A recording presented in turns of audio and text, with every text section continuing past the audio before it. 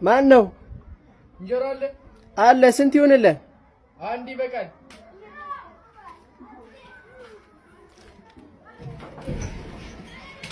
በእንተ ስለማርያም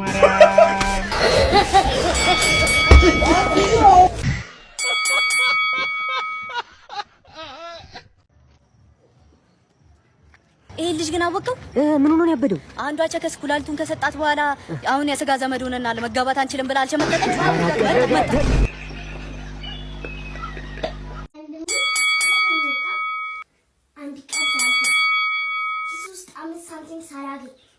በርገር ሳጋብዘኝ አንተ ቆጮ ምጃም ተከካም አንተ ቆዳ እከካም እከካም እዛው ግን ይሻላል። እዛው ይሻላል።